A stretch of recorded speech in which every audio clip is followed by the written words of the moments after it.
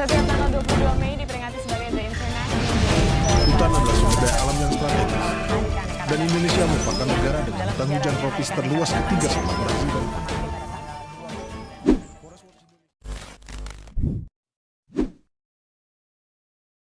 Biologi Umum.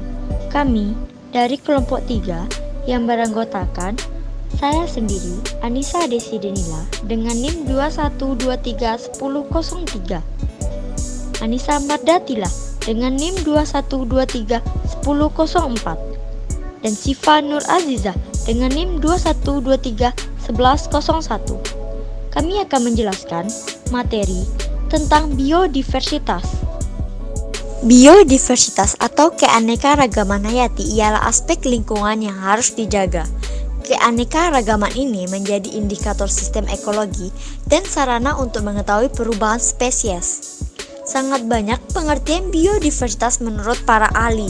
Contohnya saja menurut Convention on Biological Diversity pada tahun 1993 menyebut biodiversitas sebagai keanekaragaman hidup di bumi, mencakup jutaan spesies tumbuhan, hewan, mikroorganisme, materi genetik yang dikandungnya, serta ekosistem yang dibangun sehingga menjadi sebuah lingkungan hidup. Menurut Global Village Translation pada tahun 2007, adalah semua kehidupan di atas bumi ini, baik tumbuhan, hewan, jamur, dan mikroorganisme, serta berbagai materi genetik yang dikandungnya, dan keanekaragaman sistem ekologi di mana mereka hidup, termasuk di dalamnya kelimpahan dan keanekaragaman genetik relatif dari organisme-organisme yang berasal dari semua habitat, baik yang ada di darat, laut, maupun sistem-sistem perairan lainnya. Menurut Sudarso dan kawan-kawan pada tahun 2005 menyebutkan bahwa keanekaragaman hayati adalah ketersediaan keanekaragaman sumber daya hayati berupa jenis maupun kekayaan plasma nutfah, keanekaragaman antar jenis, dan keanekaragaman ekosistem, dan masih banyak lagi lainnya. Keberadaan biodiversitas memiliki banyak manfaat untuk lingkungan dan makhluk hidup lainnya. Contohnya saja, melindungi ekosistem yang menyediakan jasa seperti air minum, penyimpanan daur hara, hingga perlindungan tanah. Kedua, mengurangi polusi udara dan menjaga kestabilan iklim global. Ketiga, menjadi wahana rekreasi, pariwisata, pendidikan, dan kebudayaan lokal. Dan keempat, sumber daya hayati seperti makanan, obat-obatan, bahan baku industri, tanaman hias, dan masih banyak lainnya. Biodiversitas memiliki 3 tingkatan. Yang pertama yaitu biodiversitas gen. Biodiversitas gen ini merupakan tingkat keberagaman yang paling rendah. Keberagaman ini disebabkan oleh perbedaan susunan genetik suatu individu dengan individu lainnya. Contohnya saja, variasi jenis bunga mawar. Ada Rose Demsken dan Rosa gelisa. Kemudian variasi jenis kelapa, contohnya saja ada kelapa hijau, kelapa kopior. Yang kedua, biodiversitas spesies. Biodiversitas spesies atau jenis ini menampilkan jumlah dan variasi dari jenis-jenis organisme dalam famili yang sama.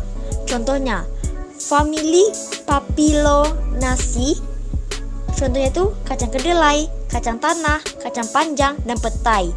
Kedua, famili Felidae, contohnya itu ada harimau, kucing, singa, dan citah. Ketiga, biodiversitas ekosistem. Nah, biodiversitas ekosistem ini yaitu keberagaman ekosistem memperlihatkan perbedaan faktor abiotik dan komposisi jenis populasi organisme di suatu wilayah. Biodiversitas ini terdiri dari 2 lingkungan, yaitu ekosistem daratan dan perairan. Contohnya, ekosistem padang pasir, ada tanah tandus, tumbuhan kaktus, reptil, burung, dan mamalia kecil. Prinsip dasar taksonomi. Nah, kata taksonomi sendiri diambil dari bahasa Yunani, yaitu tasein dan namos. Tasein sendiri memiliki arti untuk mengelompokkan, dan namos aturan. Taksonomi dapat diartikan sebagai pengelompokan suatu hal berdasarkan hierarki atau tingkatan tertentu. Taksonomi yang lebih tinggi bersifat lebih umum dan taksonomi yang lebih rendah bersifat lebih spesifik. Taksonomi tumbuhan merupakan ilmu yang mempelajari penelusuran, penyimpanan contoh, pemberian, pengenalan atau identifikasi, pengelompokan atau klasifikasi, dan penamaan pada tumbuhan. Dasar taksonomi ada 3. Yang pertama identifikasi, yang kedua nomenklatur, dan ketiga klasifikasi. Identifikasi yaitu bagian untuk menentukan atau mengidentifikasi tumbuhan yang sama serta membandingkannya dengan tumbuhan lain dan masing-masing diberi nama sesuai dengan ciri-cirinya. Dasar identifikasi ada 3, yaitu pustaka, koleksi, dan bantuan spesialis. Yang kedua, nomenklatur yaitu pemberian nama yang sudah ada sejak dulu. Nama berdasarkan buku ICBN, yaitu Kode Internasional Tata Nama Botania. Nama daerah membentuk tata nama tujuannya, yaitu menerangkan genus, menerangkan spesies, dan menerangkan penemu pertamanya. Kemudian klasifikasi ialah penyusunan tumbuhan secara teratur ke dalam suatu hierarki. Sistem penyusunan ini berasal dari kumpulan informasi tumbuhan secara individual yang menggambarkan kekerabatan. Ada 3 tipe, yaitu sistem buatan, sistem alami, dan sistem filogenik. Permasalahan yang terjadi pada biodiversitas di Indonesia.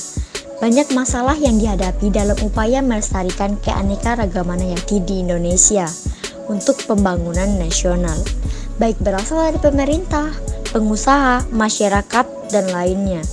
Dalam melaksanakan tugas sektornya, setiap pihak dalam pemerintah seringkali memerlukan sumber daya alam hayati, sehingga muncul perbedaan kepentingan. Nah, tumpang tindih minat ini menjadi lebih rumit apabila unsur kepentingan masyarakat tradisional dan tekanan ekonomi diperhitungkan. Di sisi lain, ilmu pengetahuan dan teknologi di Indonesia belum memadai untuk menangani pemanfaatan atau pelestarian keanekaragaman hayati secara seimbang, apalagi mengembangkan potensi ini secara optimal. Keanekaragaman hayati Indonesia sebagian telah dimanfaatkan, sebagian baru diketahui potensinya, dan sebagian lagi belum dikenal. Pada dasarnya, keanekaragaman hayati dapat memulihkan diri, namun kemampuan ini bukan tidak terbatas, karena diperlukan untuk hidup dan dimanfaatkan sebagai modal pembangunan. Maka, keberadaan keanekaragaman hayati tergantung pada perlakuan manusia. Peningkatan kebutuhan dasar di Indonesia menyebabkan sebagian areal hutan alam berubah fungsi dan menyempit, dengan rata-rata pengurangan 15.000 sampai 20.000 hektar per tahunnya. Kawasan hutan pun tidak lagi mendukung keanekaragaman hayati karena pengalihan fungsi lahannya. Mengingat perusakan habitat dan eksploitasi yang berlebihan, tidak mengherankan jika Indonesia memiliki daftar spesies terancam punah terpanjang di dunia. Konversi hutan menjadi perkebunan sawit, tanaman industri, dan pertambangan menjadi ancaman serius bagi kelestarian satwa liar, termasuk satwa langka seperti orangutan, harimau Sumatera, dan gajah Sumatera. Kegiatan manusia dapat menurunkan keanekaragaman hayati, baik keanekaragaman gen, jenis, maupun keanekaragaman lingkungan. Namun di samping itu, kegiatan manusia juga dapat meningkatkan keanekaragaman hayati, misalnya penghijauan, pembuatan tanam kota, dan permuliaan. Jadi, kita sebagai bangsa yang baik, kita harus melestarikan keanekaragaman hayati.